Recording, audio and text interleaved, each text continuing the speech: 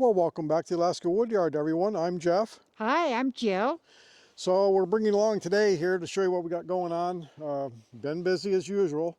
It has slowed up a little bit for us, which we're fortunate. We're going to show you why we started stacking our wood. A lot of pluses to it. A couple cons, of course, as you're working with it.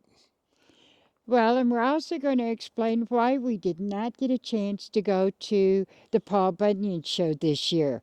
We had full intentions of going, but opportunity knocked, and we had to jump on it. So let me take you around here. So this is some of Jill's work. Now, of course, she stacked the green fresh cut wood off in the load of logs we bought, and we sold a little bit of that already. We're trying to keep green wood ahead, which is our fresh cut, as we would call it, is pretty hard to keep that. It's been going out pretty fast. And over here is all the dry wood. So she's got 10 full cords stacked now, and she comes out in the morning and she'll do a cord fairly quick. So take the tractor and she takes it over and stacks it up. And what's happening is we have our wood up on pallets, and we cut this last October, November. We didn't get cold weather. We actually got a lot of rain. Even in the winter time we had some rain. And as you can see, the wood did not dry well. Some of it dried out pretty well, and then some of it we got this little white mold on it. So not all of it, but some of it. So we decided to stack it up, and the other advantage is that Jill's found that the customers are liking it better. Well, they know exactly what they're getting. We know exactly what we're selling. We have a trailer over there that we just put 2 cords of firewood in. They wanted green. I already had it stacked, so there was no question about it. And I like it. And so does the customer. They don't feel like it's a guessing game. So we'll take you, for example, over to this trailer we loaded this morning. So this is a repeat customer, and last fall he brought the trailer in, and we dumped it in loose, and we figured 1.5 cords. So this year he just dropped it off today, and he said fill it up. I said we got it all stacked. He wanted fresh cut wood. He said, well, put the 1.5 cords in. If you get more in, I'll buy it. So we've put in 2 full cord in this trailer. And last year we charged him for 1.5 cords, along with several other customers. So some channels, and not to put anybody down, but some channels are saying 204 cubic feet loose is a cord. Some say 180, some say 35%. We were figuring 180 to 190. And so this trailer here, like I say, when we stack it and dump it in with the tractor and bucket, that's 2 full cord, and we were charging that 1.5 cords loose. So really hurting ourselves. That's why we're kind of stacking it now. There's no questions. They can go over and measure the pile. Jill's got it all stacked nice and tight, nice and neat. And the customer also, as she mentioned in the last video, they'll pull in with a pickup. They don't picture what 1/3 of a cord is laying on the ground. So if it's stacked up, it kind of gives them a better idea. Oh, yeah. If they think they can get a 1/2 cord in, I show them a stack that's a 1/2 cord. If you think you can, otherwise they'll be coming back to pick up the rest of it. So there's the excavator, of course, still working with our little, this is my mini. As you've seen last week. Well, dear, should we go and show them what our acquisition is, our new acquisition? Yeah, we'll take them. Let me explain a few things about my slow box door splitter. Yesterday, it was my birthday, and Jeff decided that I needed an electric splitter for the garage, so that when the weather's really, really nasty out here, we can split in the garage. For those of you who don't know, but yesterday, with it being my birthday, means that I turned 71. I don't mind splitting out here on my super fast wood splitter, box door splitter. That thing, talk about a snail. That was a snail. But if I have to pop something in half or make kindling wood, so be it. But holy smokes, I almost fell asleep. Yeah, those electric splitters, the one that I got for her is the only one available in Alaska. It's pretty slow. As you've seen maybe about 5 weeks ago, or if you heard watching the videos, our neighbor's property washed into the river. So His house. the house did. So we went over and helped them move some stuff out. They couldn't save the house. They did lose one of the cabins over there they had, because he had a couple rental cabins. So he wound up, he was pretty discouraged. He'd already moved and asked us if we were interested in the property, and we were. So right across the road, a very reasonable price. So we've been kind of cleaning up, taking some cottonwood trees down. Spruce trees for my bundle wood.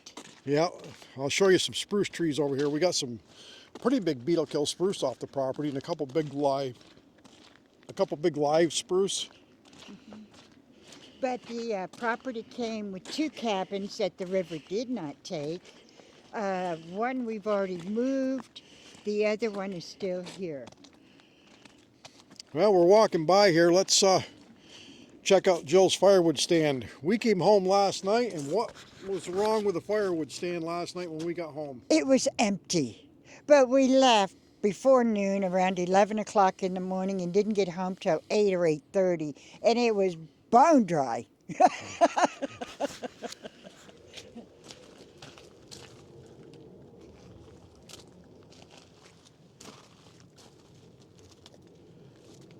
So there's the cottonwood. That's been selling well. A lot of people laughed at us for putting cottonwood out, and you can see it's clearly labeled compared to the spruce. And they're nice big bundles, and they're selling well. Yep. So here's the view from the wood stand out in front of our place to across the road.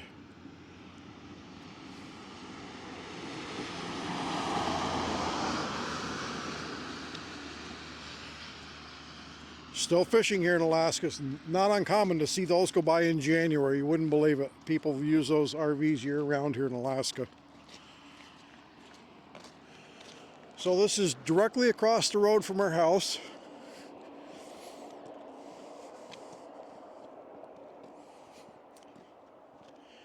Got about 400 feet of road frontage.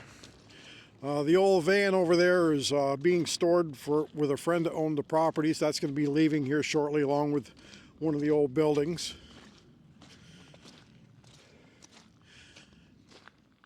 But we'll take you down here to the river and give you a view of the old foundation of the house, which is very unfortunate. They're not the only people that lost places here on the river in Alaska. Every year it happens. The river moves around. Kind of hard to control when floodwaters come. So anyway, we got the property, and then we just took out all the big cottonwood trees, and that's the property line over there. Kind of goes to the L shape, and we own down quite a ways down there where those spruce trees are.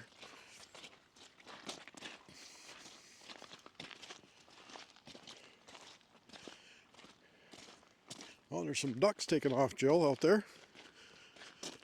4 ducks on the river.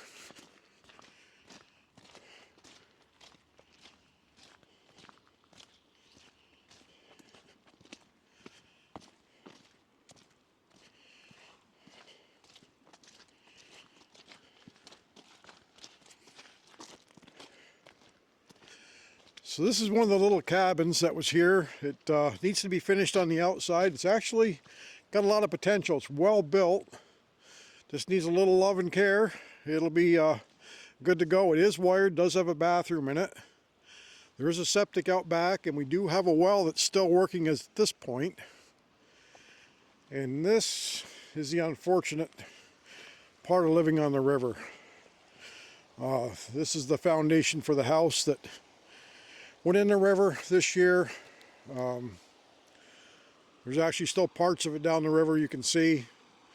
And this is not the only place that this happened to, so very unfortunate. And up there is where we helped move the cabin for our neighbors, as you saw in one of our previous videos. That's the cabin up the stream up there. That property survived, luckily. Off in the distance there's King Mountain, fogged in but snow on top. Kind of a foggy, dreary day. 47 degrees. And there's Pinnacle, a little bit of spots of snow on, but it actually warmed up the last couple days. So this water was up to the top of the bank here. Yep. Right up to there. So where Jill is standing, down to the water now is over 8 feet down. So, and this river is over half a mile wide, so a lot of water flows here when that glacier's melting. But we wanted to give you a quick view.